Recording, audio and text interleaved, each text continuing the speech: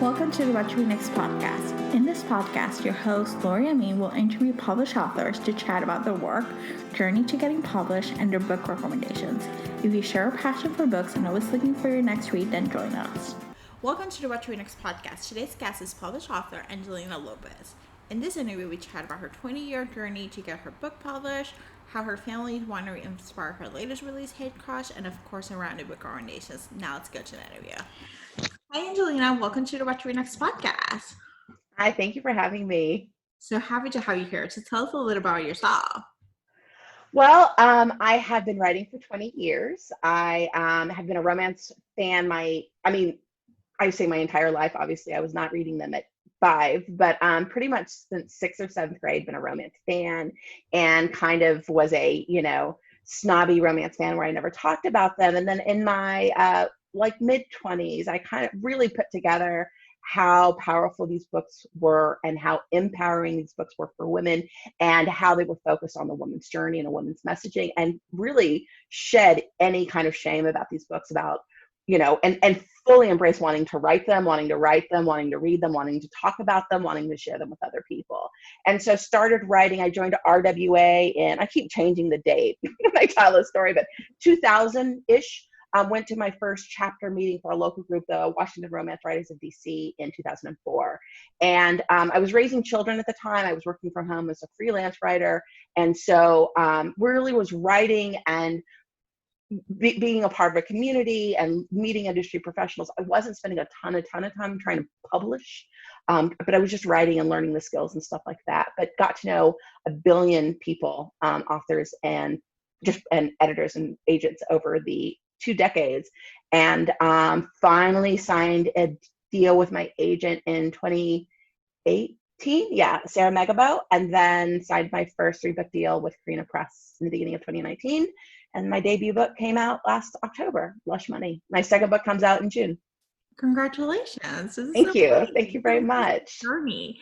So what inspired you to start writing romance, Yeah, well, I think I was kind of came out of the womb pretty romance centric, very just interested in boys and the way that people interacted together, and just loved love stories from a very young age. And, found my first romance on my mom's bookshelf, as you do, as everyone does, it seems like. But found it on my mom's bookshelf and, really fell in love with it. And for me, romance novels were a phenomenal escapism and kind of the horrors of middle school and how miserable that time was. And me understanding that I can't, I was dealing with the mean girl, issues, and I couldn't control them and I couldn't change them. All I could do was leave. I was going to eventually get out of middle school and go to high school, and then things would be different. So I had to, maintain. And so I would buy my own. I would go to the B. Daltons and I would buy, $2.99, $3.99 paperback. I think one of the first I bought myself was a Bettina Cron. And I would take it to my room and I would read it. It would, it would take 6 hours, and with a bag of Ruffles potato chips. So my mom would knock on the door and say, do you want to come out? And I'd be like, I'm good. And it was just this incredible self-care that it was something I wasn't calling it that in 8th grade, but it was this escapism that took care of me and empowered me. And so I learned at a really young age kind of, what the value of that kind of escapist fantasy, that there really was real value in it. So became an advocate early. I love it. So how does your freelance writing inform your romance writing? Yeah, I started writing as a newspaper journalist. I wanted to be a fiction writer since kindergarten.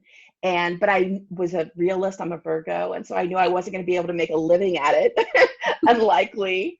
And I had a conversation with my mom in 5th grade. And I said, I'd love to write, but I can't, it's hard to make money as a writer. She said, well, you should be a journalist. And I said, okay, because that's the kind of 5th grader I was. So I became a newspaper reporter, and I was working for the Des Moines Register in Des Moines, Iowa. And it taught me, I think the ways it helped me is I learned how to write with immediacy. I learned how to write on deadline. I learned how to write collaboratively, working with editors and agents, and all of that I learned really, really early and I learned about writing with an impact. I think one of the ways it affected me negatively was because I love research, but it also prevented me when I jumped from journalism to fiction. You know, I this was kind of in the beginning days of the internet, but I once spent 3 days researching whether 1930s Mexico City had electric streetlights. It's a story I was working on, and my husband very gently said, maybe you should work on like story development and like work on like writing a book and something, you know, and I was like, oh, that actually makes sense. So research would really strangle me too at times, because in journalism it was about the accuracy. Well, accuracy is important in fiction, but not so important that it should stop you as a writer or should stop you as a reader with big info dumps. So I've learned to balance. Learn to balance that research with just having a good time. I love it. Yeah, I think it's like a balance just to get that. So, well, let's talk about your writing. So, do you follow an outline, or are you a pantser? All of the above. Okay. So Lush Money was a 100% pants book. 100%. I was actually the very, very early first draft. I was using Wattpad. I don't know if you know Wattpad. Yeah. So I was using Wattpad, and I was publishing that chapter by chapter up on Wattpad with no idea where it was going. Okay. At just, you know, and again, it was very, very early first draft, but publishing that chapter by chapter Wattpad. And what it did was great, because at that point I had writing a long time, gotten frustrated, taking a break from writing. I had written a fan fiction, put it on Wattpad, and it got this tremendous response. And so that got me into writing again. So this was the second original piece I'd written. And so what Wattpad allowed for me as an unpublished author was to connect with readers, to get feedback. And so with Lush Money, it was originally titled The Billionaire's Prince. And I started with a title and a cover and a concept.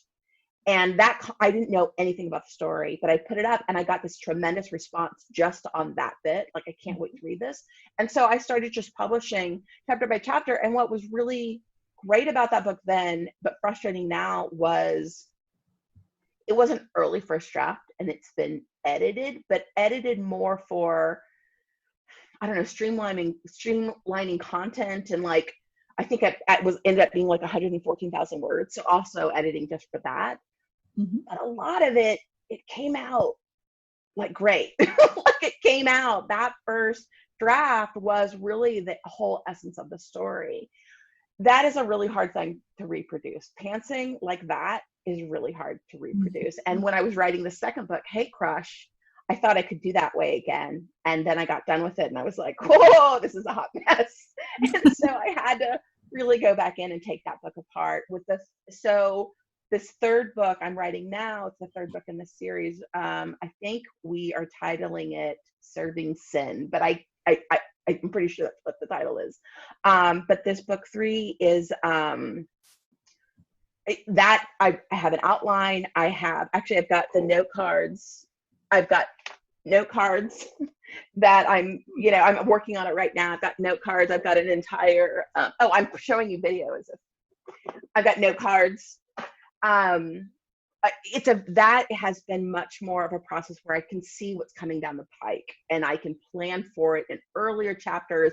As I'm already preparing for revisions, I can put notes in to streamline the whole thing. So I think with most authors, it's going to be the same. I think most authors will find it's the same journey.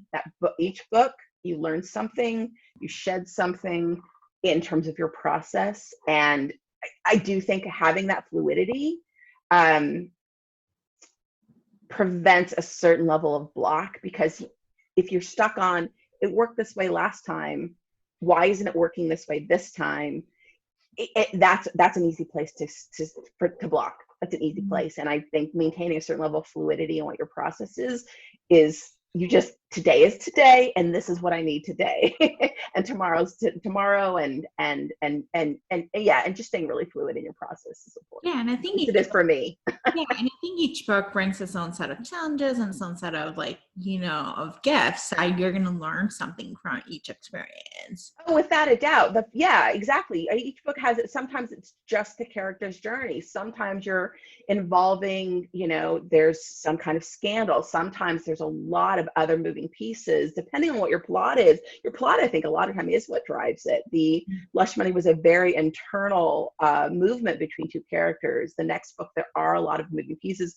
This third book, it's kind of a little bit of a mystery element to it. So I think each book, depending on what it's calling for, plot-wise, is going to have different needs in terms of your planning and your process. So for book 2 and book 3, are you sharing your work along the way, or are you waiting until it's complete, the first draft is complete?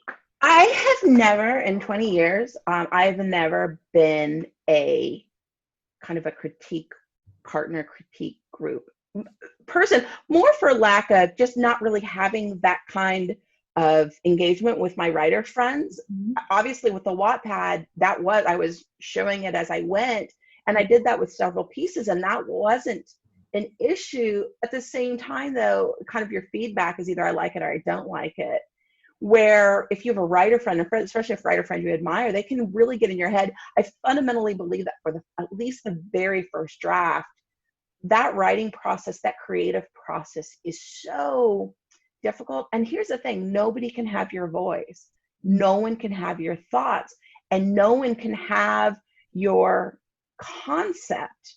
And there's no right or wrong in that in the first draft, because you cannot write a draft thinking about market forces. You cannot write a draft thinking about, well, what's on the New York Times bestsellers list right now. And you cannot write a draft thinking about what my best, most brilliant writer friend is writing. Mm-hmm. That what gets published is got to be this breath of originality, and that doesn't come from anyone else. So I do believe in that first draft being pretty pristine. I think working with people afterwards, I think works a lot for a lot of people. But for whatever reason, it's never, and again, it's not because out of choice. It's really because I have lack of, I just haven't made those, connections a lot of times. And also it's like, to work in critique groups, you have to also be willing to critique. You have to read other people's works. And for me too, it's that like intrusion into my own process. Unless intrusion, but like, am I accidentally going to be picking up things from their books, and putting them down? So no, I don't really, right now, again, my process is going to be fluid, but I don't really, other people are not seeing it. Now that I have a publishing contract, I talk conceptually with my editor a lot. I send her a synopsis about what's coming down the pike, and she's phenomenal. I trust her a lot. I know some people feel like they don't get edited well by their editors. My editor, Carrie Buckley at Carina Press, is one of the most brilliant in the business, and just gets me and loves me and makes me feel valued. So in the creative process, I feel very cared for and trusted. I think if you're not cared for in the critiquing process, that can also help you lose your way. So anyway, I rely on Carrie, but not, she knows what's coming, but she doesn't really see anything until I feel like it's good enough for her to see it. Okay. And then, so you're writing a series, you're writing 3 novels within the same series. How do you organize your characters, your thoughts, your ideas to make sure they'll make sense in the book? Yeah. Again, constantly changing, but I'm a big fan of the Pinterest board. I really do like Pinterest as a way to organize my thoughts and, just the conceptual kind of like, I get a lot out of that visual cue of whether it's character visual cue, whether it's place and setting visual cue, whether it's, for each of my books, I have a board that's about the love scenes, that the sex scenes have to be as distinctive for this couple as everything else about the book is. So each book, how this couple is going to be intimate with each other, that has to be distinctive as well, that every couple comes together differently with different challenges and different things that they're really good at. And so for all of my books, even on my Pinterest page, I have a page that's about their sex lives, and and it's less about the graphicness of it and just what's the sense of these two people coming together. Is it, you know, more teasing? Is it more challenging? Is it more gentle? Is it what does that look like? So I find the visual cue of Pinterest being a great way to kind of organize and very inspiring. A lot of times in the morning when I'm starting to write, I will gather a list, a few images for that chapter and just have them up and then have them kind of scrolling so that they're popping up on the side of my screen, to just keep me in the sense. The way people will use playlists, I use this visual, you know, what's the word I'm looking for, slideshow of images. I can't really work with music. I can work in coffee shop and stuff with music, but this visual slideshow of images is what kind of keeps me in the sentiment of the chapter. So yeah, really, and then just a regular old, I use Dropbox, I use Evernote for all my notes and keeping everything organized that way. I have a big list that's just research for books, and then each book is separated out, you know, with all of its research gathered in one place on Evernote. That's a great way for me to keep everything organized. I'm not a Scrivener person. I like opened it one day and I was like totally overwhelmed. I might learn Scrivener when I'm done with this 3-book series, but right now I just feel like it's a process I don't have the time for. So yeah. So do you write Word, Microsoft Word, or? Yeah, I just write in Word. Yep, write in Word. And I keep every chapter, every day is its own day. So right now I'm working on chapter 18. So it's chapter 18.1, 18, and then the beginning. So whatever chapter 0.1 has all the notes that I've thought about need to come along with this chapter. So it's just lots and lots of jots. Then I start writing the chapter. I'm keeping track of the word count. And then next day it's 18.2, 18.3. My goal most of the time is to get through. I'm just a 1,000-word a day writer. I am a slow writer, and everyone seems to be okay. I write big, dense books, and hopefully they're also full of ideas. So I hope the slowness makes a difference in what I'm producing. But 1,000 words a day. And so I'm hoping to get through a chapter most days in, 0.3, 0.4, kind of wrapping up. But yeah, just Word. And again, if it wasn't working for me, or if it was too distracting, I would find something else. But it is working for me. So again, when I opened Scrivener, I was like, that's for later. That's when I'm not on deadline. Yeah. I love it. Okay, so let's talk about your books. You write alpha heroines. Why pick this character archetype? But it makes it unique to share with your audience. It was really interesting. I've put together a class on writing alpha heroines, and gave it recently at the Virginia Romance Writers chapter. And Tracy Livesay was there. And Tracy Livesay is an African-American romance author, phenomenal. I think she's with Avon, I believe. She's incredible and writes these amazing books. But so I'm talking about this alpha heroine class, and we spoke afterwards. She writes really strong heroines too. And she said, well, in our community, in communities of women of color, like, we don't really have a choice about being an alpha heroine. And my brain just exploded, because I'd never really thought that it is, as a woman of color, you don't have a choice about being strong.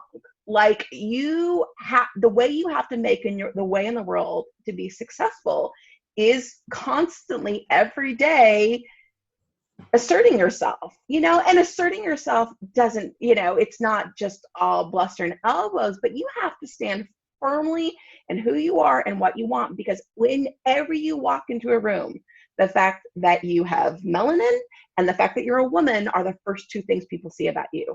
And then you get everything else. Where the average person walks into a room and gets to be, the head of this, or the person who won this prize, or whatever they are. But when you're a woman of color, those are the first two things you lead with. And so you don't, and she was right. The women I know, all of the Mexican women in my family, my father's Mexican, my mom's Caucasian, but it's intensely strong women. It wasn't a choice. Mm-hmm. And so part of that, what I realized, where, I had all of these personal reasons that this alpha heroine idea is important to me. I realized it was like, oh, well, it's what I know, it's what I've known and what I've always, it's what I've always known and really, really intensely value. But I do think, this idea of, I really make a point when I say alpha heroine, it is not about ability to kick ass. It is not about the ability to be all of a man's characteristics, but with a woman's body. You know, it isn't about, and when I talk about alpha heroines, it's also really talking about how gender is really fluid right now and how we're defining yourself. But if you're defining yourself as a woman, this idea of centering yourself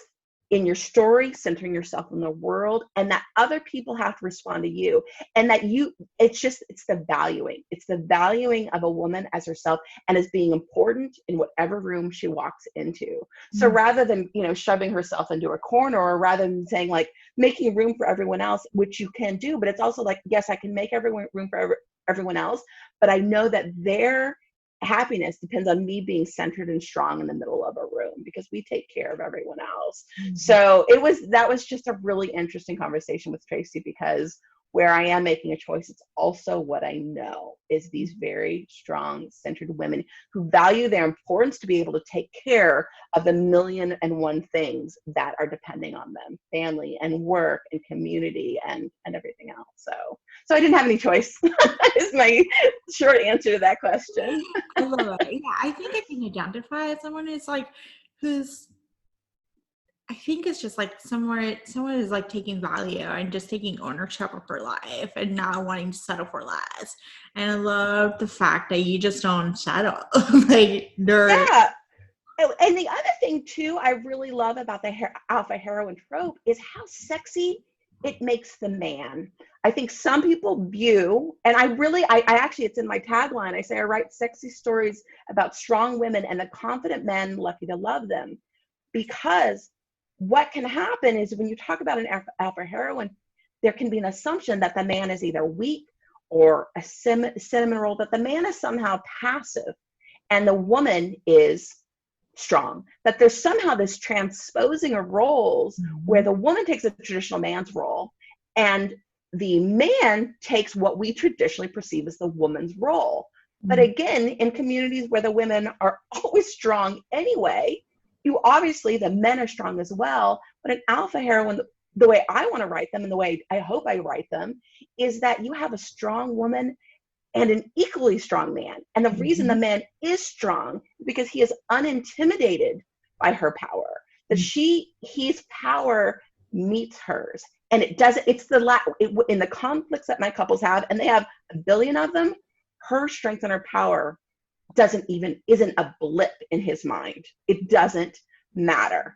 What her strength and her power is not what the issue is. It's all of these other things. But if anything, her strength and her power is what makes him wildly hot for her. In that respect. And so I fundamentally believe these books are just super, super sexy as well, because you're not transposing roles. You have two equally strong characters, and the man values her for that strength and for that power. And I mean, that's my goal. I'm hoping that's what's going on.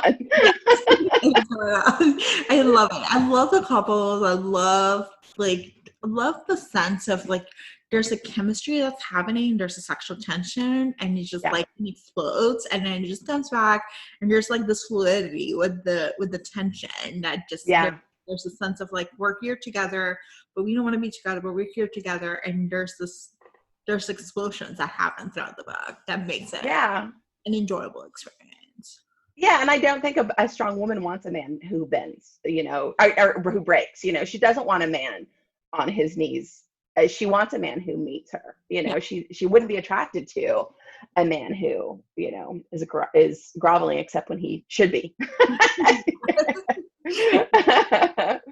So Blush Money and Hate Crush are both set in a vineyard, and you have some vineyard experience. So how did that inform? Why set it up in a vineyard? Actually, that's like, it's a unique setting. Yeah, thank you. So my parents, they got into winemaking, in the aughts. And then my stepfather bought property in 2008, and then set up a vineyard in Russian River Valley, Sonoma County in 2009. They wanted to get into the wine growing community. And with my freelance writing and the content building I was doing for clients, they asked me if I would help them build a website and then start doing social media to kind of connect them to that community. I knew nothing about wine before this moment. So I would have been, I don't know, mid-30s. I knew nothing about wine. I mean, beyond that, it was yummy. I drank it. But this process of building the website and representing them in social media, I learned a ton about it. And I was shocked that how interesting I found it and how fascinating and how much I learned. I absorbed a lot. And it's, it can be very technical. It can be very dry, but I learned a lot. I absorbed a lot. I love the process of watching, this growing process and taking part in that with them and planting and the earth and this thing we were building, and we were growing it, and you could enjoy it. It was just surreal because I'm generally an urban girl. This is not anything I'd had an experience with. And so fell in love with it. So in the very end, Christmas of 2015, bleeding into 2016, I was visiting them. My family and I were visiting them in Sonoma County. And I was actually sitting outside when I was writing the little synopsis for Lush Money, The Billionaire's Prince, that I was about to put up on Wattpad. Mm-hmm. And I just like, okay, there's 3 days a month where she wants a baby. I didn't know why she wanted a baby at this point, but I did know she was a billionaire businesswoman wants a baby. And the prince needs the money because, I'm writing this on my phone outside. And I'm sitting outside and I look up at the Lush, I guess it wouldn't have been Lush because it would have been Christmas, but at the vineyard. And I'm like, he needs the money because his kingdom grows wine grapes. Like literally that's how it happened. Like if I'd been sitting anywhere else, who knows what he would be doing at this point. But it all started from there, that the Monte de Vino, and I even like the title of the title of the kingdom is like the Mountain of the Royal Vine. Like some reviewer was like, it's a pretty on the nose title, the Monte del Vino Real. I was like, shut up, I know. But it all stemmed from there. But it instantly was. I mean, vineyards and the wine industry seem inherently sexy. It's of the earth, so it's got that whole element to it. The idea that I could make him this vine scientist / farmer / prince. I mean, all of it, there's always a level of kismet to all of these ideas that come together. And there definitely was to this one. So the first book is about wine growing, and the second book really focuses on wine making, if you started a winery. And that was fun. I got to work with my stepdad because we just grow grapes. We make wine for our own family, but our whole vineyard is sold to another winemaker. So we don't have a winery on the property. But I got to work with my stepdad a little bit about developing what our winery would be, what it would look like. And I visited our winery that we sell our grapes to. And so I had that real world experience to draw on. And again, it's all just super sexy in my opinion. Like that whole setting is just right for this kind of thing. So being able to use it was really, really awesome. Yeah, so I would say like the winemaking, I was so intrigued by it, and I love the whole process of it. And I got a question about the internship program. Is that a real thing? Like that's a real thing. And you can't just be some schmo off the street. Generally, you have to have, enology is the name of the degree. So you're either going for a degree in winemaking. UC Davis in California is one of the top wine industry schools, from both the science side to the winemaking side to, kind of marketing and industry. So it's one of the top schools. They've got one of the top programs, and I've actually taken courses there with me alone and with my stepfather. But but the internship program is that harvest season is true. They need all hands on deck. It is endless hours. It is grunt, like dirty, filthy work. And people will be like in school. A lot of times it is college students who are in school already who are doing it, during their summers or during, the first part of their school years. And then you will get people who are older in the industry who have, the time and want to come step back into it. But you can't just unfortunately, you can't just volunteer and be like, because they are skilled jobs. They're hard, but they're skilled. You have to be, and it goes so fast that you have to be aware of the actual winemaking in that first bit of harvest. It goes so fast, and yet you have to be so careful and cognizant of every grape that's going in, because it's so easy to spoil a whole, a process. So it's fast, but it's skilled as well. That's amazing. All right, let's talk about hate crush. And hate crush basically has a bunch of tropes, which is amazing. Has second chance, fake relationship, hate to lovers, working royal and a rock star. Why pick all these different tropes to make this story? So the only thing I knew about that story starting it was that it was going to be a second chance romance. And the only way I knew that is because, and it's actually it's because Sophia mentions it in Lush Money, that kind of, where does she get her, kind of hard shell, is she said, Roxanne asks her, like, you've never been in love.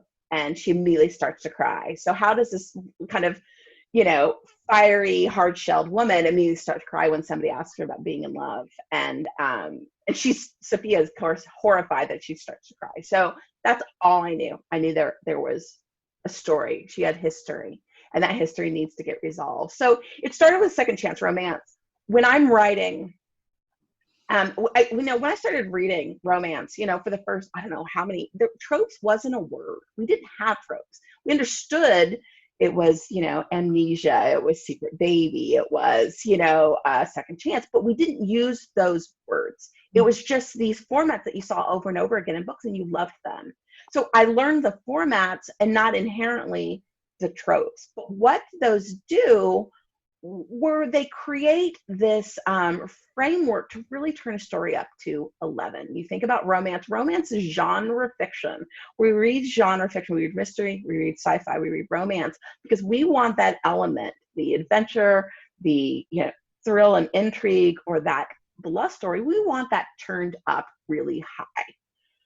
And so when I write romance, it is about writing genre fiction and turning everything up to 11. And so if I was going to write a second chance romance, which I knew I was getting into, it can't just be this mild misunderstanding that just gets swept, that just gets, taken care of in the first third of the book.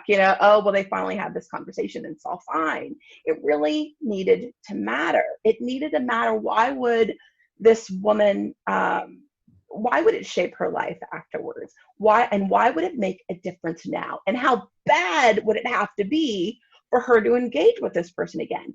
Because here's the thing, at the end of the day, if a woman says, I'm done with you and I don't want anything to do with this person, we need to listen to her. Mm-hmm. We need to believe her. So if she suddenly is letting this man back in after she set really strong boundaries, I am done with him. I want to listen to her. I want to believe her. And I want to make the whole reason that they are getting back together and what in the world could make her fall in love with him again. I want that to matter. I want it to make sense because I want her to be valued and listened to, Mm-hmm. And so I had to really turn that story up. So all of those other tropes are really just ways of layering that tension, turning that story up to 11. And again, I don't think about them as tropes. It's just ways to make this genre fiction. I mean, I think for me, the big thing about using tropes is, how do I make these fantasies feel real? Mm-hmm. They're fantasies. I want to write an escapist fantasy. That is the most important thing for me because it's the most important thing I gathered from romance novels. I wanted to be escapist fantasy. How do you make these fantasies seem real? And not real in that, like, I'm not a princess, I'm not going to fall in love with this, but real that the emotion behind them feels like you can understand where that comes from. I think the fantasy works when it feels real. And so I don't want to just, again, writing a second chance romance, I didn't want it to be resolved in the first quarter of the book because then I haven't turned it up to 11. I haven't given that fully fleshed out arc of an entire story, love story in my case, because it's romance. That's really important to me to give someone that full journey. So all of that stuff is a way of just adding in all of that, fantasy that hopefully heart-wise feels real and feels powerful. It was a powerful book. And so I love fake relationships. I love how, I don't think I've seen second chance as a fake relationship. Like, it's not normal and I love it. Like, it's like my catnip. So I was like, this is like, it creates a new set of tension, new set of like reasoning why we're working together. Yeah. Yeah. All right, so let's talk about Sophia. Sophia has a tough childhood, and she finds solace helping her people through the vineyard. However, she finds obstacles for people to take her seriously just because she had a party girl persona once upon a time. What was important to show this part of her story? I think with that, I mean, yeah, so she's a princess. At this point, she's successful business, a successful inventor. She's a millionaire, and yet she still isn't taken seriously, which is inherently the woman's journey. Yep. In the first book, Lush Money, Roxanne, that element of her not being taken seriously as a billionaire, we never encountered that because of the way that book was developed, that she always had to have the upper hand in that case. And that Mateo being a prince, there was a fun play in the concept that he like runs a country per se, and yet she still is the one that everyone looks to as the one having that kind of power, that kind of dominancy in terms of, so it was never, her role in her company was never in doubt. But I couldn't, every book can't be about that because it's not realistic to the woman's journey. With Sophia, it was important to me to portray that even though as a woman, you've accomplished all of these things, you're still being, your experience is being taken into doubt. Your love life is being laughed at, and your ability to make decisions. And over again, people were like, why doesn't she just settle down? Why doesn't she just, or not people, but her main conflict, her main adversary kept suggesting to the press, like, if she would just settle down and have kids, it would all be fine. Which is inherently women's journey. And you think about the powerful women. I mean, I immediately think of pop culture characters. We think about the powerful women who did not have partners when they became powerful. Madonna and J-Lo and Taylor Swift. These women have this immense amount of power, immense amount of self-determination, immense amount of focus on what they wanted to achieve in their lives. And yet they're constantly being derided for their love lives. And, baby daddies and men in the exact same position. It's not even questioned. It's not even thought about.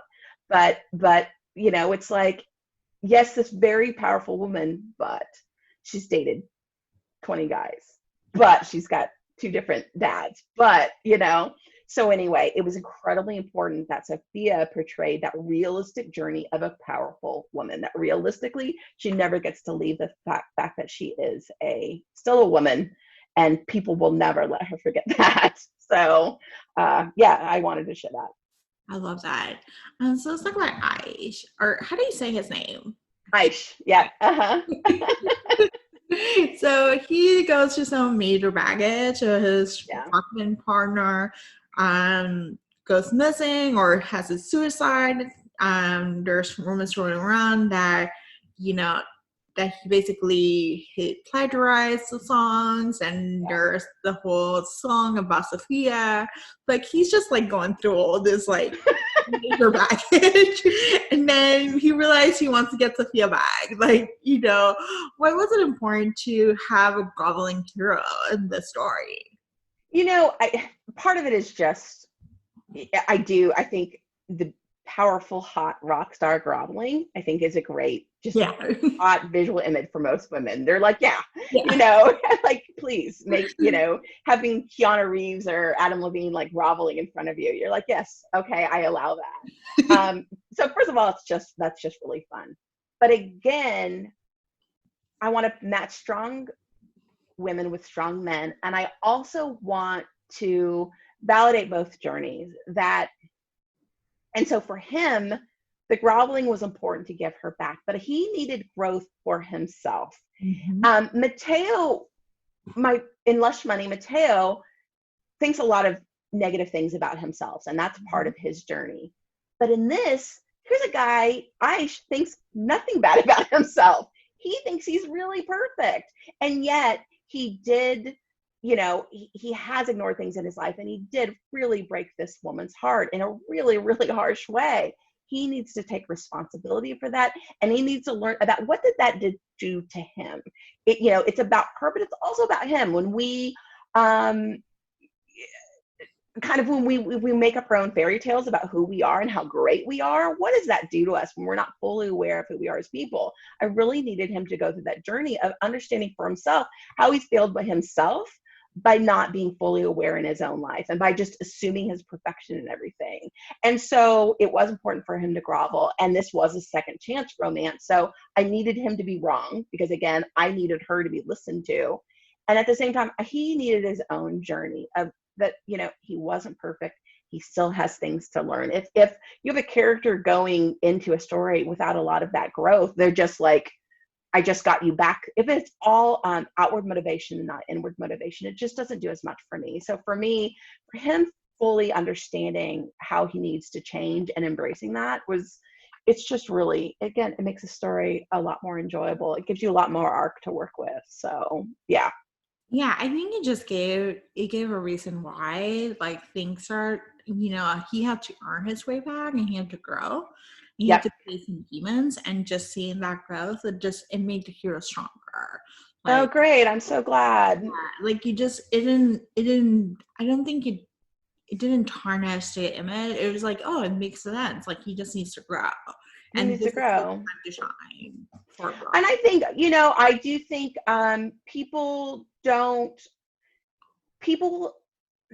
not everyone, there are readers who are okay with certain things from heroines, but they don't want it from a male hero. They don't, having the hero have growth and having him need growth is something that's hard for some readers. They kind of want him to be perfect the whole time. And again, I don't blame the reader because it's what we've grown up on, that the man is somehow perfect and he can make little, you know, slights and edges. And if he is a dick, it's because he's so powerful that he can't help himself, you know, from being an asshole. So I don't inherently blame the reader because we've gotten very comfortable with these dominant men who always think they're right, except for this one woman who they're going to change for. But, you know, they never really give up the idea that they're always right. And so, you know, I just think it's more important to show a more realistic journey, to show an equitable journey, more realistic when you're talking about a princess and a rock star in a kingdom in Spain. Yeah, I love it. What do you expect from a romance book? Are we getting a book for Roman, by the way? Yes. Okay. Yes, we are getting a book for Roman. It is being written right now. I believe the title, and we'll know when this comes out for sure, but I believe the title is Serving Sin. And so in the first two books, we talked every now and then when he's mentioned, Roman saved a 17-year-old Mexican heiress when he was 26. He had just come home. He was an ex-Army Ranger and was 6 months home and was starting a security company and rescues her from a kidnapping. So Roman's book, it's 13 years later. So it's 5 years after Hate Crush. And he had called upon this, the Mexican heiress. Her father was one of the most powerful men in Mexico and runs a automotive industry, essentially, like auto parts and things. Anyway, I'm going to go in the weeds and I'm trying not to. He had called upon the father for a loan when the Monte Divina Real needed money. So they've had this kind of email relationship that this industrialist, this tycoon, has helped them. So in the beginning of Serving Sin, the third book, the heiress, who is now 30 and CEO of her father's company, calls him again and says, I need you. There's a new threat against me in the family, and I need you to come back and help us. And Roman has very much gone out of his way. Her name is Zenobia Trujillo. She is Mexican. Roman has gone out of his way to stay away from her these last 13 years because he always found himself overly drawn to her. He found himself overly drawn to her when he saved her. She was 2 months shy of 18, and nothing happened. But he considers himself kind of something that is best locked down and doesn't feel that way around her. So he's avoided her all this to this point, but now is called to Mexico to help protect her. So the original title was The CEO's Bodyguard. So he is going to be protecting Zenobia Trujillo. Oh my gosh. Yeah, I figured that was gonna be the couple based on the mentions in the book. And I was like, oh, Yeah. they're gonna be a couple. Yeah. Essentially, he'll Google her every 6 months, but that's about all he'll give himself. He's always wanted her and just felt kind of a monster for it. And what we don't know, what we'll learn quickly is she's always wanted him too. Oh, this is so exciting. I love it. All right, let's go to a round of book recommendations. This is an opportunity to share with our audience what they should read next. Let's do a romance recommendation. What kind of romance do you read? Well, I read what I write. I'm a huge fan of angsty, high heat contemporary romance, and actually historical too. Angsty, high heat historical. Huge fan. And I've always been a person who once I'm drawn to the author, I just read whatever the author writes. Like, I don't care about tropes. I don't care about what it's about. I just read every word they've ever written. And so Sierra Simone, I'm this immense. I never really read erotic romance for the most part, but Sierra Simone, she could just write like the side of a cereal box. I will read everything from her. The Priest just blew my mind. It was such a gorgeous, lovely love story and really intensely hot, taboo sex. And as a, kind of failed Catholic, it really, it was just a beautiful book about our relationship with ourselves and with God and with someone we love. And it was just really, really gorgeous. I just discovered Kerrigan Byrne, and her writing is so spectacular. Like, so I'm in the process of devouring everything that she's written, but really, really incredible. Sabrina Soule, I really love her delicious books. Like, again, one of the things that's very popular in romance right now is kind of the light and flirty rom-com, and that just doesn't get me in my happy spot. I do enjoy the angsty books, and Sabrina I think is really good at balancing a level of kind of lightness and telling the family story, and yet writing really hot books. Like, I really like what she's doing. Those are like my 3 author recommendations. I love it. And what has been a book that you read this past year that you loved? Read this past year that I loved. Okay, so it's 2020. And I will say, well, Kerrigan, I can't remember the name of, I've read like 3. I just found her this year. So I don't remember the name of it. But yeah, I read Kerrigan. I just discovered Kerrigan this year. So she's been what I've been reading most often in terms of romance. In terms of non-romance, I'm reading this book called Uninvited, I believe. Let me make sure. So to be completely honest, in times of really intense stress, which we've been dealing with in 2020, I'm a huge fan fiction reader, and I read it I'm a supernatural fan fiction. Like, it like literally, and in terms of the self-care, I open a piece and I instantly drop away from whatever I'm concerned about. It's totally immersive, and I've learned so much in the world of fan fiction in terms of just this phenomenally tight writing, super angsty, just there's a lot to be learned in fan fiction. And if I could figure out a way to kind of like streamline it and like legitimize it, even though they like AO3 got a science fiction award last year, so like a Nebula, which was amazing. But anyway, Uprooted. There's this amazing book called Uprooted by Naomi Novik, and she's actually like this huge fan fiction writer, and that's her published name. It's a New York Times best-selling book, but it's the most amazing book about what happens when the girl gets taken by the dragon, and it looks like she's going to end up being more powerful than him. I love it. Yeah, it's incredible. Yeah, Uprooted by Naomi Novik. It's several years old. It's been around it's a New York Times bestselling book, but it's not in the genre of romance, but a romance reader would love this book instantly. Yeah. Oh, yeah. That's so exciting. Thank you, Angelina. So tell us where we can find you online. So best place is my website, AngelinaMLopez.com. I always use the M because Angelina Lopez is kind of the Jane Smith of the Latino world. So AngelinaMLopez.com. I'm on Twitter at Angelina M. Lo. I'm on Facebook at Angelina M. Lopez Writer, and Instagram, Angelina M. Lo as well. So those are all my spaces. And if people sign up for my newsletter on my website, they get lots of free content. I've got a free short story, and I've got 3 bonus chapters from Lush Money on there. So awesome. Thank you for I'm all over the place. Thank you for being on the show. Yeah, thank you so much for having me. This was so much fun. If you enjoyed this podcast, feel free to share with friends, subscribe, or rate and review the show. This is the easiest way to support this podcast. Want to join a romance-loving community? Want weekly book recommendations, monthly author Q&As, and book recommendation meetups? Make new friends? Then join our Patreon community. To sign up, please follow the links in the show notes. What to Read Next podcast is part of the Frolic Podcast Network. Find more podcasts to love on frolic.media/podcast. Thank you so much for listening and have a great day.